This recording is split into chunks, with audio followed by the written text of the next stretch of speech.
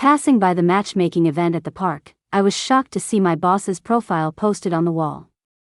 I excitedly pushed my way through the crowd, snapped a picture, and sent it to him, unable to resist a little gloating. Well, boss.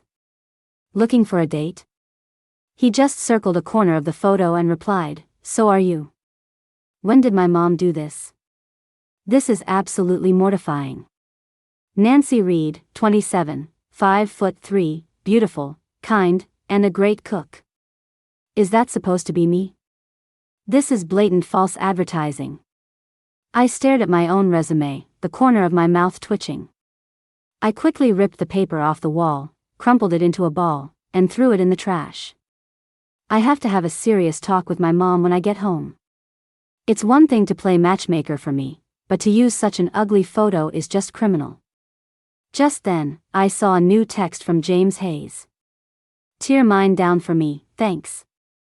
I stood to the side, glanced at his picture again, and bit my lip to keep from laughing as I typed back, you know, boss, you actually look pretty handsome up on that wall.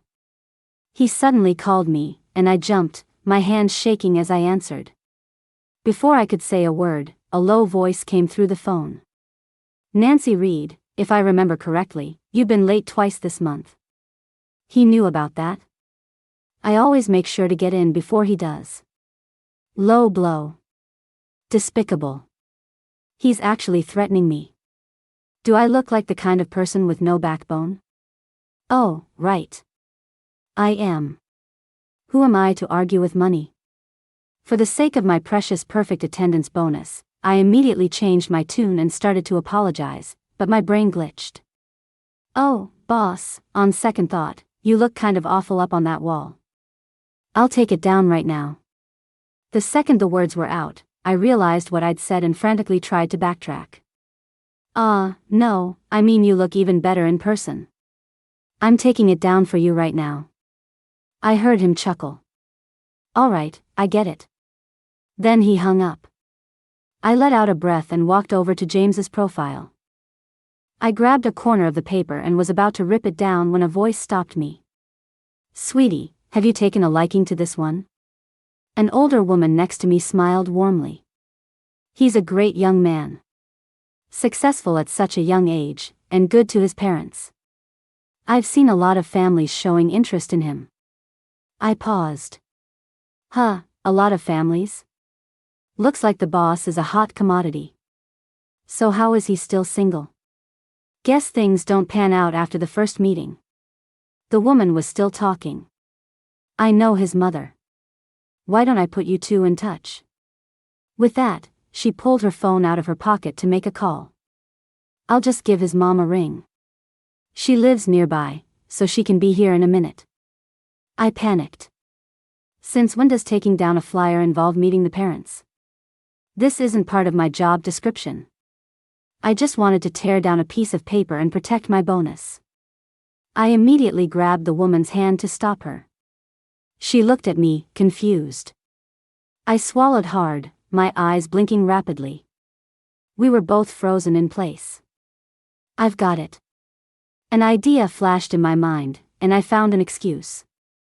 Ma'am, that's not necessary. I'm his girlfriend. I just happened to see this and wanted to take it down for him. Girlfriend? The woman paused, frowning in thought. I didn't hear anything about young James dating someone. Crap. I wanted to cover my face. Just let me go. My mind raced, and I suddenly put on a wounded expression, tears welling up in my eyes. Ma'am, James and we broke up. That's probably why he hasn't had a chance to tell his mother yet. A tear rolled down my cheek, and my voice grew more pitiful, a mess of sniffles and sobs. It's just, I still love him. I can't bear to see him with another girl, so I wanted to tear this down. Oh, ma'am, I'm so miserable. I really love him. The more I acted, the more I got into character, crying my heart out. The woman was flustered.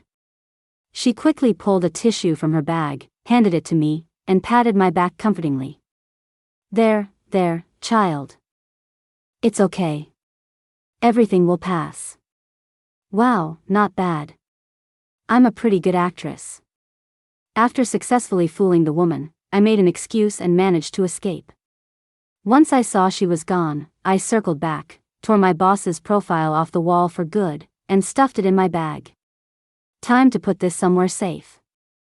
This is my 500 perfect attendance bonus we're talking about. My mom didn't get back to me until the next morning when I was at work. You're 27 years old. If you're not worried, I'm worried for you. If you don't bring a son-in-law home by the time you're 28, don't even bother coming back to this house. I sighed and put my phone down helplessly. I was used to my mom's dramatic lectures. But, why did the audio quality sound a little different this time? Wait. A horrible feeling washed over me. I looked up and saw the entire office staring at me. They were all laughing. My entire body went rigid. I'm so dead. My headphones weren't connected to Bluetooth. I dropped my head into my hands, digging my fingers into my hair, wishing I could dig a hole with my toes and crawl into it. Just then, Mia, who sat next to me, gently poked me in the side with her elbow. I looked up, my face burning with embarrassment. She gestured for me to look behind me. A sudden chill went down my spine. I took a deep breath and turned around. And there was James Hayes, arms crossed, watching me with a slight smile that made my whole body go numb. A killer smile. The boss rarely smiled, but when he did, it meant someone was in for it. That was the conclusion our team had reached after years of working at the company. Great. First, my attendance bonus was on the line, and now I'd be labeled a slacker. I could practically see a pile of cash sprouting wings and flying away from me. Nancy Reed, my office. Now. His smile vanished. He tapped my desk expressionlessly and turned toward his office. I'm so screwed, I was on the verge of tears. Mia patted my shoulder sympathetically and sighed. Good luck. Just hang in there. I'm still a young, ambitious 27-year-old, a flower of this great nation. Why do I have to suffer my mother's matchmaking schemes and my boss's tyranny? I stood outside his office door, trying to game plan what to do. After a deep breath, I knocked tentatively, pushed the door open, and immediately gave a deep bow. Boss, I promise it won't happen again. Please forgive me. An apology that's sincere had to work, right? He couldn't possibly give me a hard time after that. How could I dare? James put down his pen and leaned back in his chair, looking amused. It is I who have wronged you. I was confused. What was going on? I only learned last night that I apparently have an ex-girlfriend. I had no idea I was so heartless, to have so easily abandoned someone who loved me so deeply. My mom tore into me last night. She said I have to win you back, no matter what, and that I absolutely must bring you home for her to meet over the Memorial Day weekend. James stood up, arching an eyebrow at me. Nancy Reed, how do you plan on getting out of this hole you've dug? I'm done for. Yesterday's performance was a little too convincing. I forced a pained smile and asked tentatively, how about, we say I cheated on you? That I was just pretending to love you for your money. No, he vetoed immediately. Try again. I can't think of anything else. I wandered over to the sofa, plopped down, and poured myself a glass of water, still trying to persuade him. Come on, boss, it's not like you're really getting cheated on.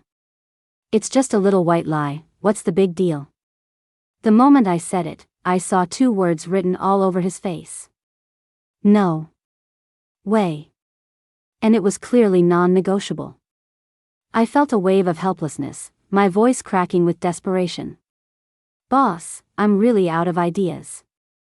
It's not like I can just pretend to be your girlfriend and go home with you, right? I mean, I'm fine with it, but I'm afraid you wouldn't be. Before I could finish, 3 words popped out of my boss's mouth. I'm okay with it. As he spoke, the water I'd just sipped sprayed out of my mouth. It went down the wrong pipe, and I started coughing uncontrollably. Good plan. He pulled a few tissues out and handed them to me. Then it settled. You'll come with me to my parents' place for the long weekend. I was stunned. He just agreed. I feel like we reached that agreement a little too easily. Suddenly, I regretted speaking without thinking.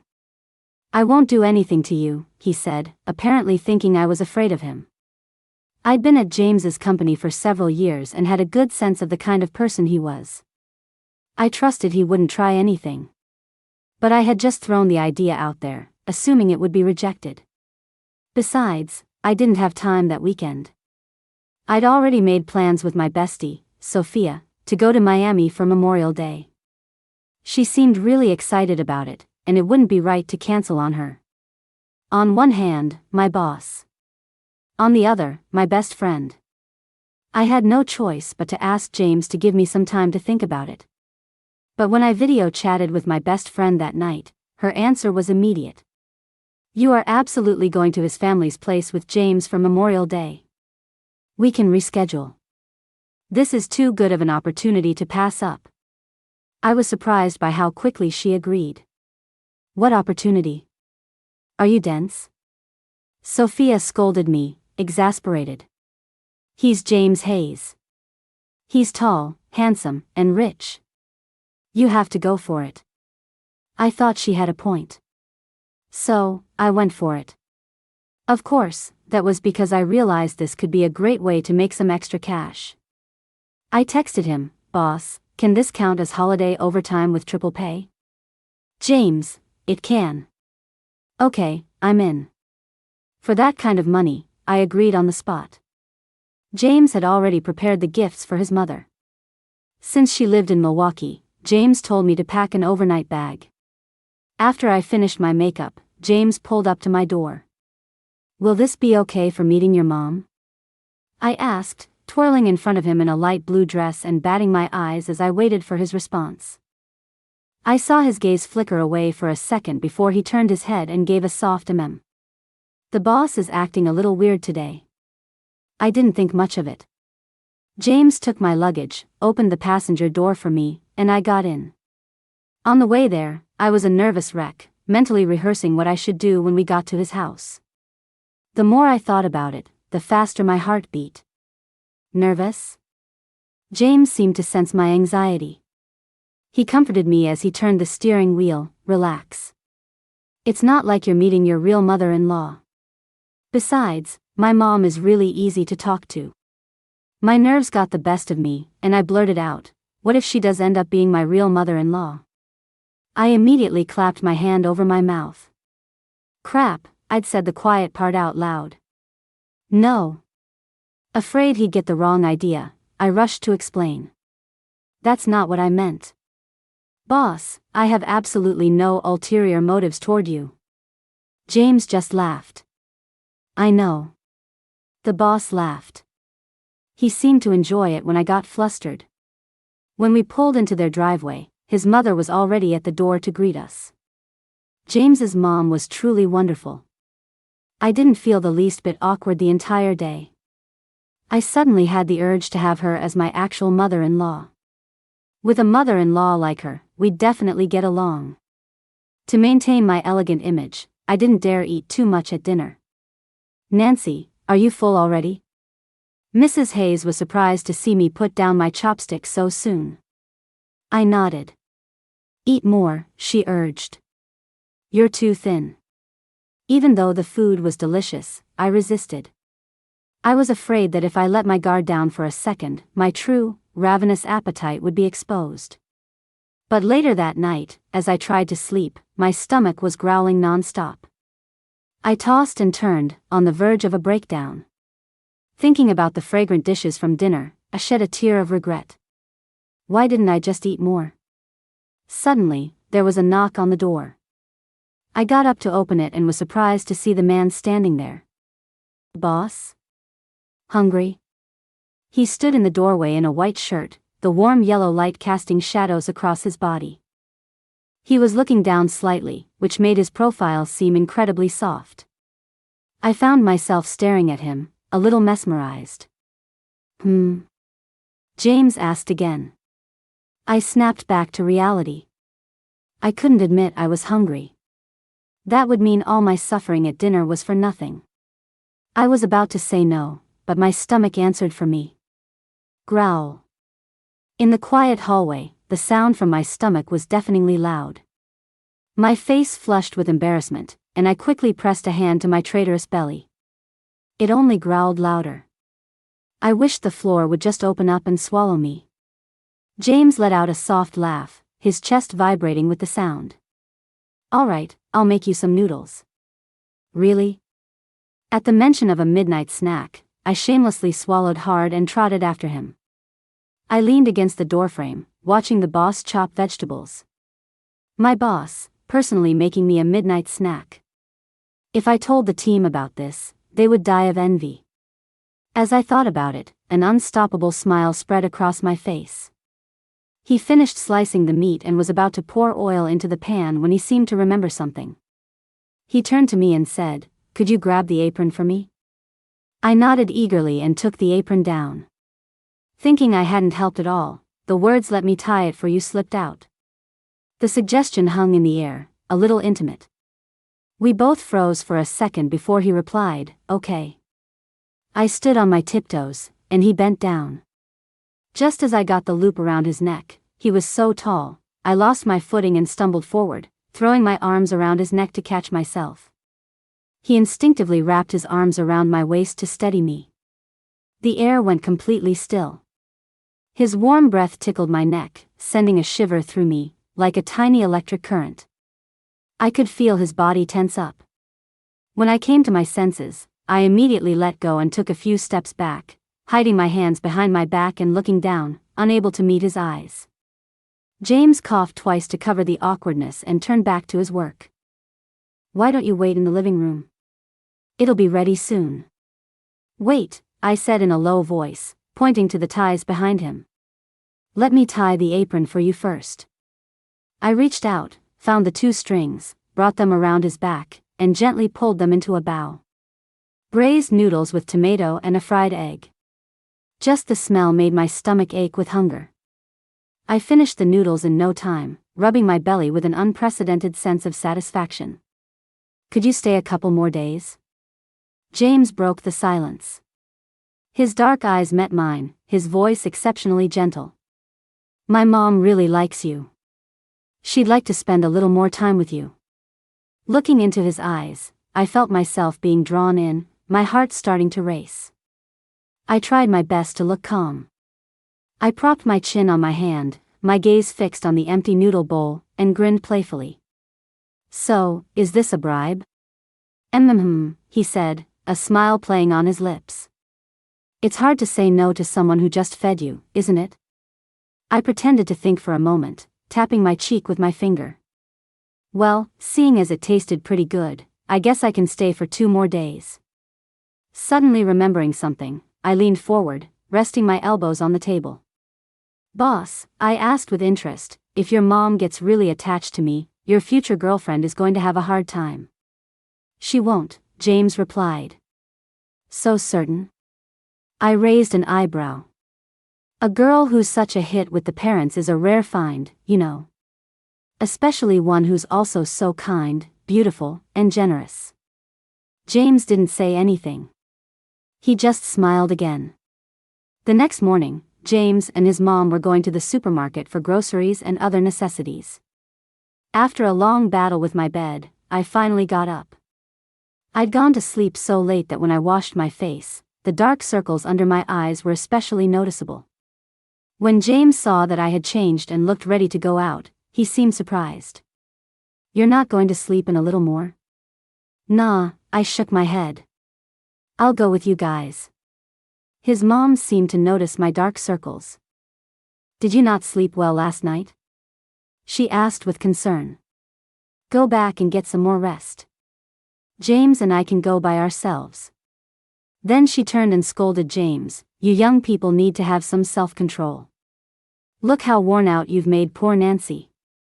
"James, me?" It took me a second to understand what she was implying, and my cheeks instantly went hot. "No, that's not it, Mrs. Hayes," I rushed to explain. "I got hungry last night, and James made me some noodles, so we both just stayed up late. That cleared up the misunderstanding. Mrs. Hayes went off to buy some other things, leaving James and me to wander the aisles with the shopping cart. I started picking out fruit in the produce section and sent James to see what we could get for lunch. I had just put a few apples in a bag when I looked up and saw a high school couple, clearly in the throes of new love, standing diagonally from me, wrapped in each other's arms and kissing. Once, twice, 3 times. I just stood there, stunned.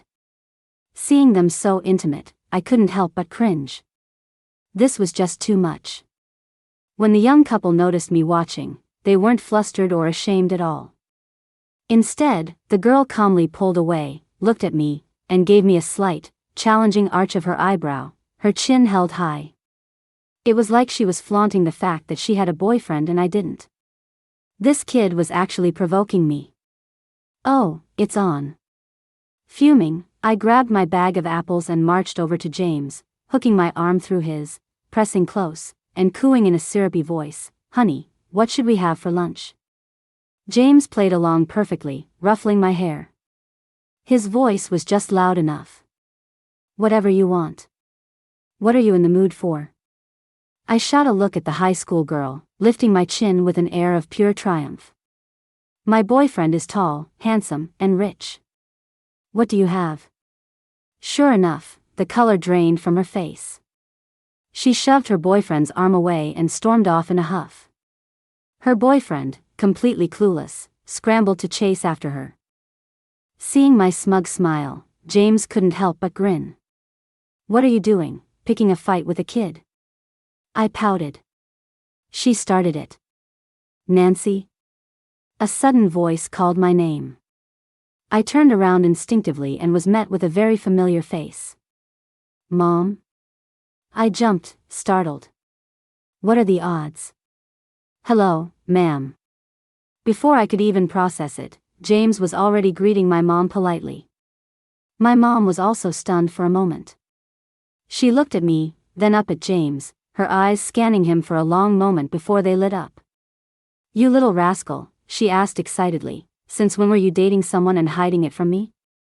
I realized my arm was still linked with James's and quickly let go. "Mom," I said, afraid she'd get the wrong idea. I tried to explain, "Mom, we're not in the kind of relationship you think we are." But before I could finish, James's mom walked over. The words I was about to say got stuck in my throat. Mrs. Hayes looked a little surprised to see my mom, so I quickly made the introduction. "Mrs. Hayes, this is my mother." Then, facing my mom's utterly confused expression, I braced myself and continued, "Mom, this is James Hayes, my boyfriend. And this is James's mother." Those 2 words, my boyfriend, came out with very little confidence. My mom and Mrs. Hayes hit it off immediately. The 4 of us sat in a private room at a restaurant, and it was just the 2 of them talking non-stop, getting along like old friends. 8 out of every 10 sentences were about me and James. I shot James a helpless look, but to my surprise, he was listening intently. As I watched them, I started to zone out. It wasn't until my mom called my name several times that I jolted back to reality and looked at her blankly. "Honestly, child," my mom chided. "Why are you daydreaming?" I then realized they had moved on to discussing wedding arrangements for us. From randomly bumping into my mom to the 2 of them planning our wedding, everything had happened so fast and so coincidentally that I was terrified James would think I had planned it all. All just to marry him. I could only offer an awkward smile and quickly change the subject. Summer rains are always heavy and sudden. Maybe it was the thunder, or maybe I was still having trouble sleeping in a strange bed, but I tossed and turned that night, wide awake again. I fumbled for my phone on the nightstand and sent James a text. "Are you asleep?" He replied, "No. Can't sleep?" I didn't answer. Instead, I got out of bed, walked to his door, and knocked. Then I opened it and saw him still at his computer, working. When James turned around, I suddenly felt a little lost. I slowly sat on the edge of his bed, my body stiff. About what my mom said today, don't take it seriously.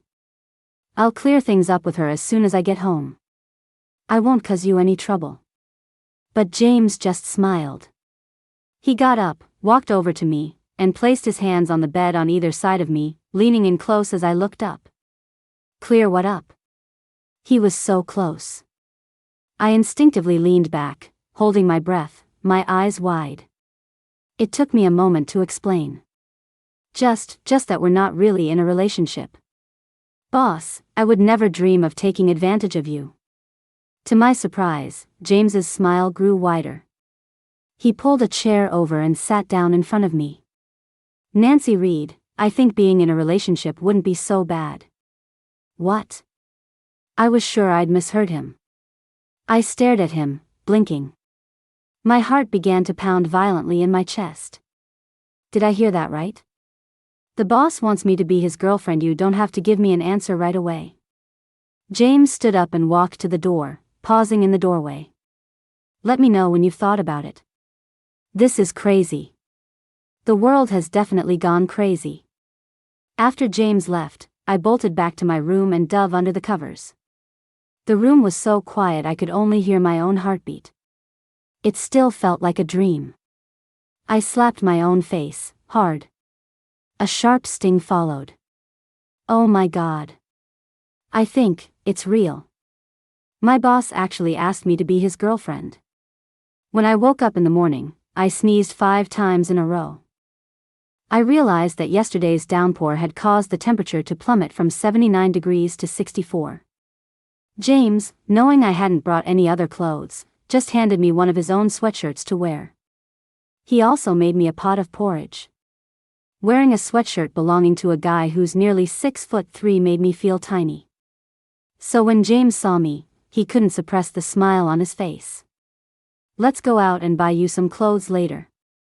This one doesn't quite fit. I puffed out my cheeks and glared at him. What's so funny? Don't I look cute? When James led me to the front of a Chanel boutique, my legs went weak. I looked up at the familiar name and swallowed hard. The boss had lost his mind. Did he really think I could afford clothes from here? For a working girl like me, even affordable luxury was a splurge. I was about to make a run for it when James grabbed my wrist. He seemed to know what I was thinking. You pick out the clothes. I'll pay. He was being too generous. But I couldn't just accept a handout.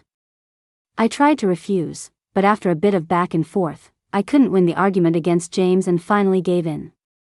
As a gesture of goodwill, I was prepared to bite the bullet and buy him something expensive in return, but he refused. He couldn't get me to back down, though, so he finally just grabbed a random tie and said, "Just get me this, then." I glanced at the price tag. $200. A strange warmth spread through my chest. It wasn't until we were having lunch together that I opened my phone and saw that the No Bosses Allowed company group chat had exploded. Ben, guys, breaking news. Mia. Oh my God, the boss has a girlfriend? Alex, is there a front view? Get a pic of her face. Ben, no, I couldn't see her face clearly. I was in a hurry, so I just snapped one picture. My heart started to pound, terrified they'd recognize me. The timing was just too perfect. How was he also in Milwaukee? It's a big city, how did we run into each other? My hand trembled as I clicked on the photo. It only showed my back in James's profile. We were standing very close, and from that angle, it looked incredibly intimate. My face wasn't in it. I let out a sigh of relief. Thank God Ben didn't get a picture of my face. Otherwise, I'd be finished. But the next message made my heart, which had just settled, leap back into my throat. Mia, but why does that silhouette look a little familiar? Alex, think hard. Maybe you've seen her somewhere. I rested my forehead in my hand, rubbing my temples. Please don't recognize me, I muttered under my breath. What's wrong? James asked. I handed him my phone, my voice tinged with exasperation. Ben just took a picture of us. James took the phone but then raised an eyebrow. When is the boss gonna get a girlfriend? Crap. I forgot to change the group chat name before showing him. James's lips curved into a smile. Looks like you all are very interested in my private life. Oh no, I accidentally let the boss see the group chat. I've betrayed the team. James scrolled through the chat history, the smile on his face growing wider. He even stroked his chin, looking thoroughly entertained. I was baffled. Was this really that interesting? Why was he so happy? Curiosity got the better of me, and I moved to his side. When I saw the chat window, I sucked in a sharp breath. Mia, where's Nancy Reed? She's usually the first one to gossip about the boss. Where is she? Mia, Nancy Reed, you've been summoned. I'm so done for. They found me out. I slapped my forehead in misery, carefully watching James's expression while silently praying they would just drop it. But the next second, my phone rang. It was Sophia. She was my savior. Perfect timing. I quickly answered the phone, only to be met with the sound of sobbing. My heart clenched. Soph, what's wrong? All men are bastards. Sophia's voice was hoarse, like she'd been crying for a long time. I'm never falling in love again. She trailed off into another round of loud sobs. Learning that Sophia was still at home, I was worried something might happen to her. I grabbed my jacket from the back of the chair and hurriedly said to James, "Boss, something urgent came up. I have to go back to Chicago right away. Could you bring my luggage back with you when you come?" To my surprise, James immediately strode over and grabbed my wrist. "I'll take you. Wait for me to pay." By the time I got to Sophia's apartment, it was already getting dark. I opened the door to darkness and the overwhelming smell of alcohol. I'd barely taken 2 steps before I almost tripped on a beer can. I fumbled for the light switch, and when I turned it on, I saw several beer cans scattered all over the floor. I picked them up one by one and went into the living room.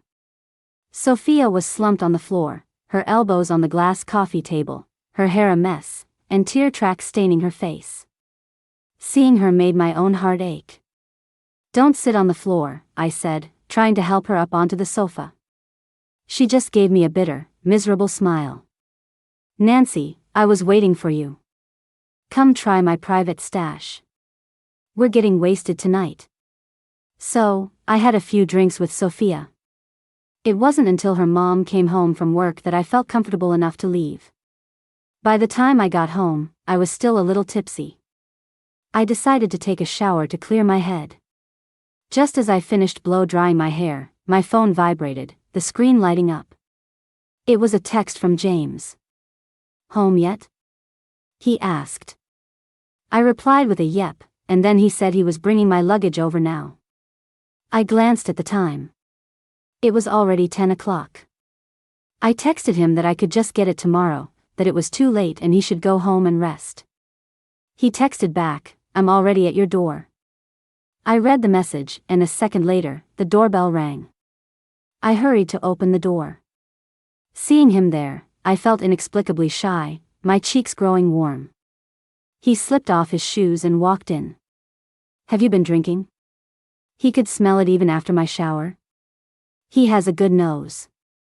"A little," I answered honestly. I put my phone on the table and took the luggage from him to put in my bedroom. There wasn't much stuff, so I finished unpacking quickly. I made him a cup of tea. I had just sat down and was about to turn on the TV when I saw him staring at the cup. He abruptly put it down, grabbed my hand, and asked anxiously, "Did you hurt your hand?" I blinked. He turned my hands over, and I saw that at some point, I had gotten a cut on my index finger. It was bleeding. The cut wasn't huge, but it wasn't tiny either. I stared at the wound, then smiled. "When did that happen?" "I didn't even feel it." "Where's the first aid kit?"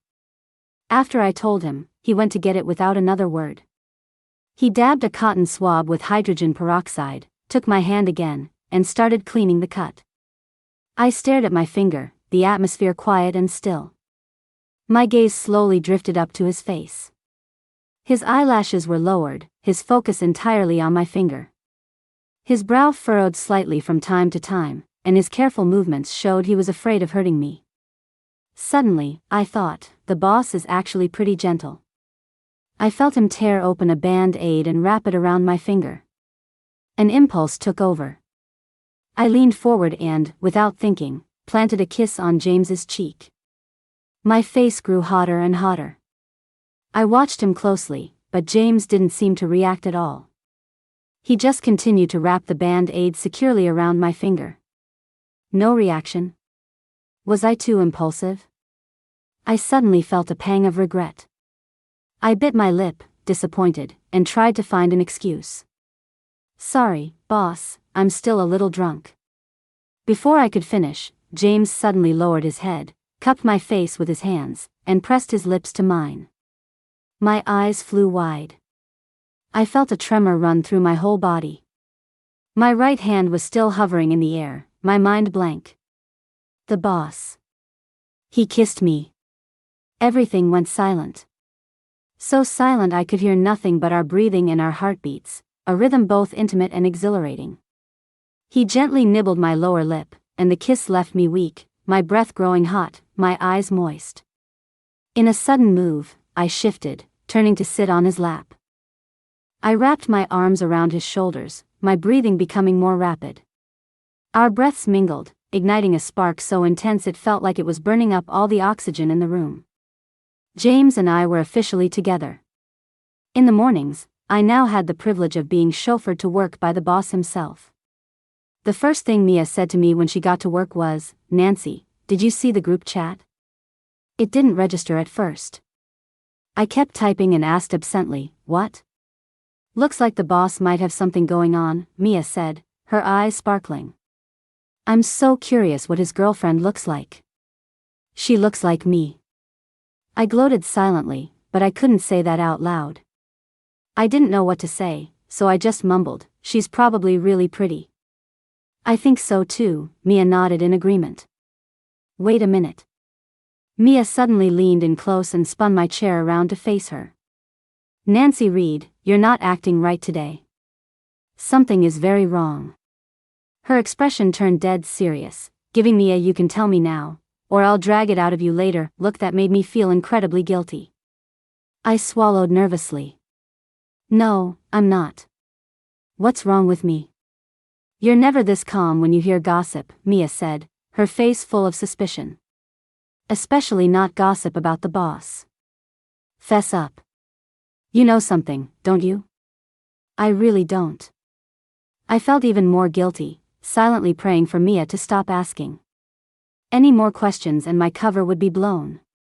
"What are you two whispering about?" Ben's head suddenly popped up between us. Mia and I both jumped. "Don't be so creepy." Mia clutched her chest and shot Ben a glare. Ben scratched the back of his head, looking wronged. "You guys were just so into your conversation you didn't even notice I was here." He quickly changed his expression to a cheerful one. A new hot pot place opened up near the office. They have a 30% off deal. You guys want to go check it out? Seeing the topic change, I quickly agreed. "Ben, you're a lifesaver." In the end, the whole team decided to go for hot pot at lunch. Not long after I'd agreed, James texted me, "What do you want for lunch?" I had to tell him that I'd already made plans to get hot pot with the team. That afternoon, we were all sitting at the restaurant chatting when Ben's gaze drifted to the door, and he shot up from his seat. "Be boss." We all turned to look. James pushed the door open, walked straight to my side, and sat down. Everyone's eyes were glued to him. The atmosphere suddenly went silent. James chuckled, a handsome curve to his lips. "Why is everyone staring at me like that? Am I not welcome?" "No, no, no," Ben said, quickly calling a waiter over for another set of utensils. "It's an honor to have you join us, Mr. Hayes." The side dishes started arriving, and we all began to eat and chat. As the hot pot bubbled, I found a moment to whisper to him, "What are you doing here?" "I wanted to see you," James whispered back in my ear. Those 4 simple words sent a jolt through my heart. My face flushed red. To calm myself down, I fished a piece of beef out of the pot, dipped it in sauce, and stuffed it in my mouth. It was way spicier than I expected, and I started coughing uncontrollably. I coughed until my face was bright red. James immediately handed me a glass of water and patted my back. "Don't get so excited." That just made my face turn an even deeper shade of red. I took a gulp of water and shot back, "I'm not excited." The words were barely out of my mouth when I froze. Wait. Why did it suddenly get so quiet? I looked up and saw everyone staring at us, their eyes wide. Ben's mouth was hanging open in a perfect O. James's hand was still on my back. "You too," Mia said, her voice full of disbelief. "What is going on?"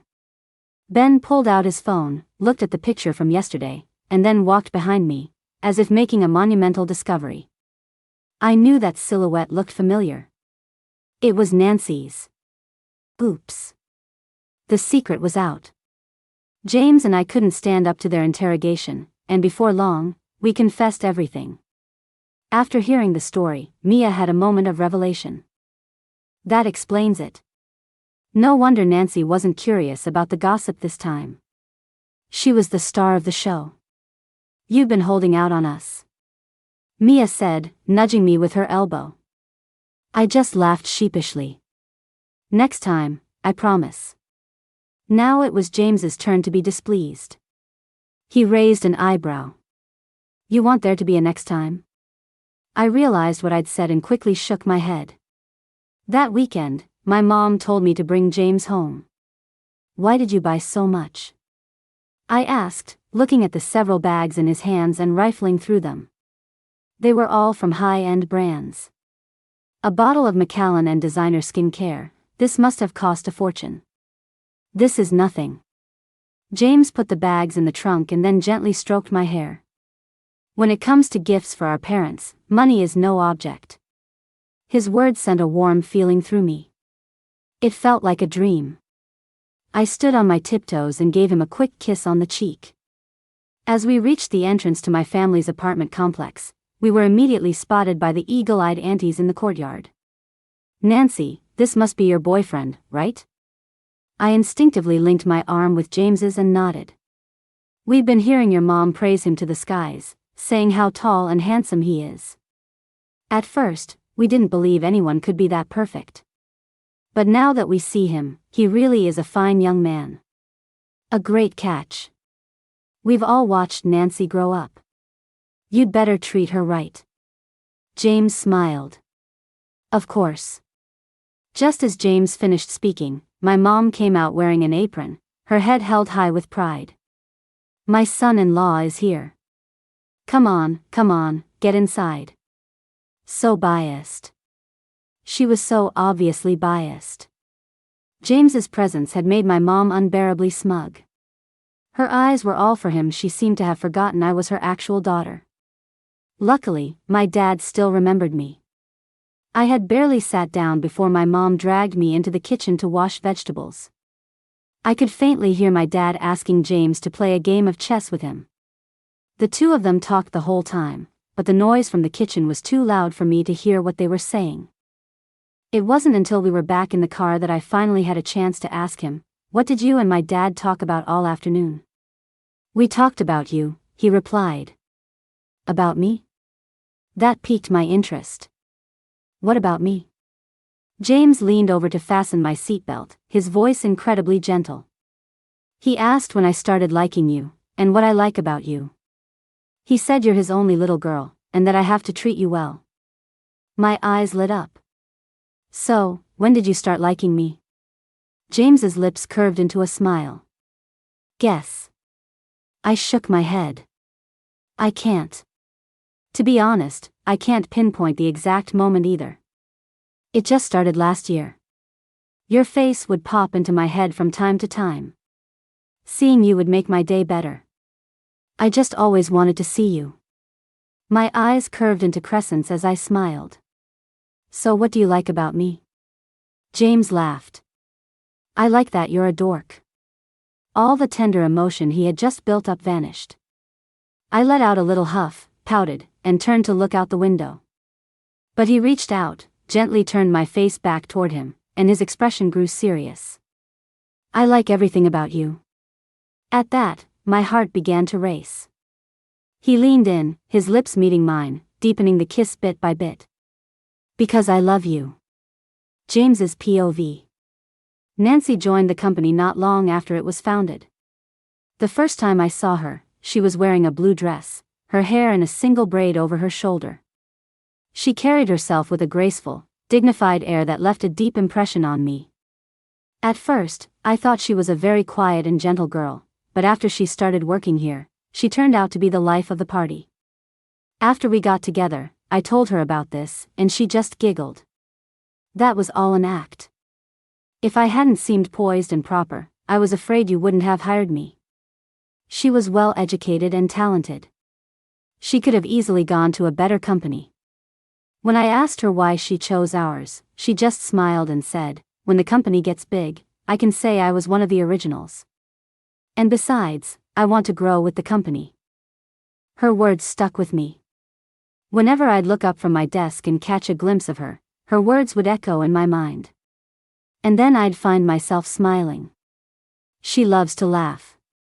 When she does, her eyes crinkle up and seem to sparkle. She's the one who brings most of the energy to the office. When she's around, it's like no one ever feels tired. When the company faced difficulties, she would quietly observe everyone's mood. She always seemed to notice when I was feeling down. She'd pat my shoulder and say in a wise tone, "Listen, James, it's not a big deal. Cheer up. There are always more solutions than problems." She sounded more like my boss than I did. But she always knew where the line was and what was appropriate.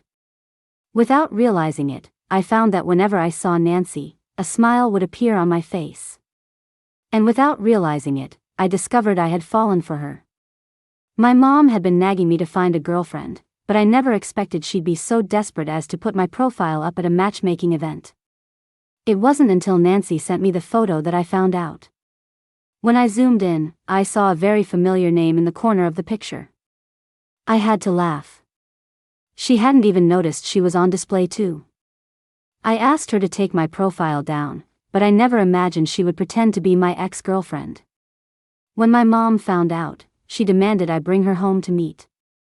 Suddenly, I realized this could be a great opportunity. I decided to use the situation to my advantage and ask her to pretend to be my girlfriend. I hoped that with some time together, she might start to like me back. As I happened to pass by her desk, I overheard her mom also pressuring her to find a boyfriend. I suddenly felt like this was going to be easy. She would agree to be my fake girlfriend, and I would agree to be her fake boyfriend. It was a win-win.